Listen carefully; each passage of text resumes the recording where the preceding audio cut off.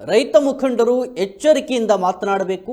ಚಿಲ್ಲರೆಗಳಿಗೆ ನಾನು ಉತ್ತರ ಕೊಡುವ ಅಗತ್ಯವಿಲ್ಲ ಎಂದು ರೈತ ಮುಖಂಡ ಕೋಡಿಹಳ್ಳಿ ಚಂದ್ರಶೇಖರ್ ವಿರುದ್ಧ ಮಾಜಿ ಮುಖ್ಯಮಂತ್ರಿ ಎಚ್.ಡಿ. ಕುಮಾರಸ್ವಾಮಿ ಅವರು ವಾಗ್ದಾಳಿಯನ್ನು ನಡೆಸಿದ್ದಾರೆ.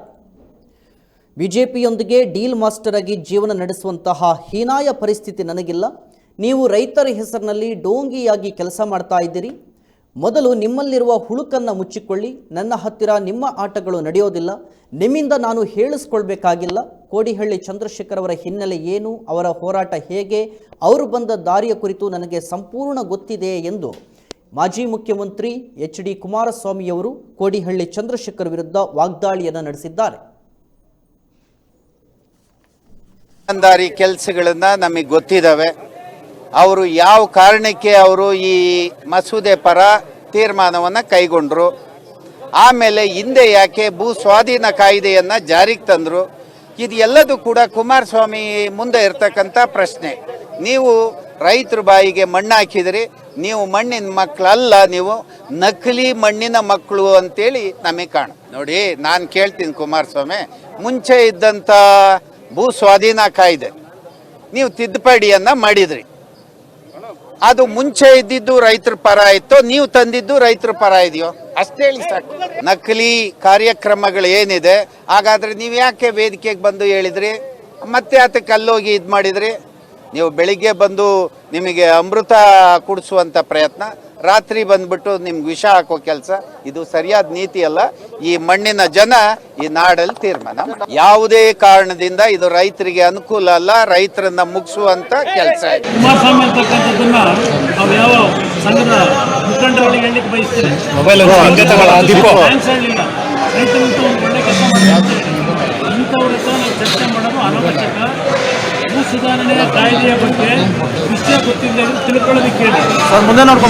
ಇದೇ ಪ್ರೊಫೆಸರ್ ನಂಜುಂಡಸ್ವಾಮಿ ಅವರು ವಿಧಾನಸಭೆಯಲ್ಲಿ ಏನು ಚರ್ಚೆ ಮಾಡಿದ್ದಾರೆ ಆ ಕಡ್ತ ತೆಗೆದು ಓದ್ಕೊಳ್ಳೋಕೆ ಹೇಳಿ ಅವರಿಗೆ.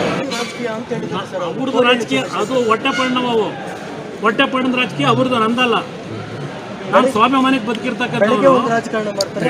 ನೋಡ್ರಿ, ನಾನು ರಾಜಕೀಯದಲ್ಲಿ ನನ್ನ ಪಕ್ಷವನ್ನ ಸಂಘಟನೆ ಮಾಡಲಿಕ್ಕೆ, ಹೌದು, ಬೆಳಗ್ಗೆ ಒಂದು ರಾಜಕೀಯ ನಡೀತಿದೆ, ಮಧ್ಯಾಹ್ನ ಒಂದು ರಾಜಕೀಯ ನಡೀತಿದೆ.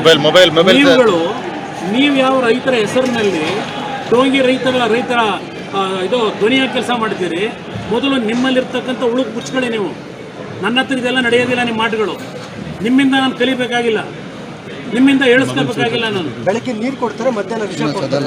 ಯಾರಿಗೆ ಅವ್ರು ಮಾಡೋ ಕೆಲಸ ಅದು ಅವರ ನಡವಳಿಕೆ. ದೇವೇಗೌಡರು ವಿಷ ಹಾಕ್ತಾರೆ ಯಾರ್ರಿ? ದೇವೇಗೌಡರು ರೈತರಿಗೆ ಏನ್ರಿ ಅನ್ಯಾಯ ಮಾಡಿದ್ರು? ಇವತ್ತು ಕಾವೇರಿ ಉಳಿಸಿದ್ದು 30 TMC ಹೆಚ್ಚಿನ ನೀರು ತಂದಿದ್ದು ದೇವೇಗೌಡರ ಹೋರಾಟ. ಇವರಿಂದ ಕಾನೂನು ಹೋರಾಟದಲ್ಲಿ ಗೆದ್ದು ಕಾನೂನಿನ ಒಂದು ವ್ಯಾಪ್ತಿಯೊಳಗೆ, ದೇಶದ ಸಂವಿಧಾನದ ವ್ಯವಸ್ಥೆ ಒಳಗೆ ಇನ್ನೂ ಹೆಚ್ಚಿನ 30 TMC ನೀರು ಇವತ್ತು ಬಂದಿದ್ರೆ ಕರ್ನಾಟಕಕ್ಕೆ, ಕಾವೇರಿ ಬೇಸಿನ್ಗೆ, ಇವರು ಹೋರಾಟದಿಂದಲ್ಲ, ದೇವೇಗೌಡರು ಕಾನೂನು ಹೋರಾಟದಿಂದ ಬಂದಿರ್ತಾರೆ.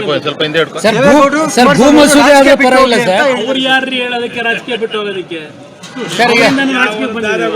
ಅವಕ್ಕೆಲ್ಲ ಚಿಲ್ಲರೆಗಳಿಗೆಲ್ಲ ಉತ್ತರ ಕೊಡಲ್ಲ ಸರ್. APMC ಕಾಯ್ದೆ ಮತ್ತೆ ಬೇರೆ ಕೃಷಿ ನೀತಿ ಬಗ್ಗೆ ತಮ್ಮ ಅನಿಸಿಕೆ ಏನು ಸರ್? ಭೂ ಸುಧಾರಣೆ ಬಗ್ಗೆ ಮಾತಾಡಿದ್ರೆ ಕೃಷಿ ನೀತಿ ಬಗ್ಗೆ ನಾನು ಹೇಳ್ತಕ್ಕಂಥದ್ದು, ನಿಮ್ಮ APMC ಇರಲಿ, ಕೃಷಿ ನೀತಿ ಇರಲಿ, ಇವತ್ತು ಯಾವ ಸ್ವಾಮಿನಾಥನ್ ವರದಿ ಇದೆ, ಇವತ್ತು ರೈತರು ಬೆಳೀತಕ್ಕಂಥ ಪ್ರತಿಯೊಂದು ಬೆಲೆಗೆ ರೈತ ಉಳಿತಕ್ಕಂಥ ರೀತಿಯ ಬೆಲೆ ದೊರಕಬೇಕು, ಅದು ಕೃಷಿ ನೀತಿ. ನಾನು ಇನ್ನೊಂದು 5 ವರ್ಷ ನಾನು ಯಾವುದೇ ಸರ್ಕಾರದಲ್ಲಿ ಸ್ವತಂತ್ರವಾಗಿ ಅಧಿಕಾರ ನಡೆಸಿದವನಲ್ಲ. ಇವತ್ತು ದ್ರಾಕ್ಷಿ ಬೆಳೆಗಾರರು 10 ವರ್ಷದಿಂದ ಬೀದಿಲಿದ್ರು. ಯಾವ ಸರ್ಕಾರಗಳು 5 ರೂಪಾಯಿ ಕೊಟ್ಟಿರಲಿಲ್ಲ. ರೈತರು ಸಾಲ ಮನ್ನಾ ಜೊತೆಗೆ ಉತ್ತರ ಕರ್ನಾಟಕದ ರೈತರು ದ್ರಾಕ್ಷಿ ಬೆಳೆಗಾರರಿಗೆ 150 ಕೋಟಿ ಹಣ ಕೊಟ್ಟಿದ್ದೆ. ಈ ಸರ್ಕಾರದ ದುಡ್ಡು ಅದು ಬಿಡುಗಡೆ ಆಯ್ತಾ? ಎಲ್ಲೋಯ್ತು ದುಡ್ಡದು? ಅದನ್ನು ಕೇಳೋ ತಾಕತ್ತಿಲ್ಲ ಇವರಿಗೆ. ಅಲ್ಲಿ ಹೋಗ್ಬಿಟ್ಟು ಈ ಅಡ್ಜಸ್ಟ್ಮೆಂಟ್ ರಾಜಕೀಯ ನಾನು ಮಾಡಿದ್ದೀನಿ.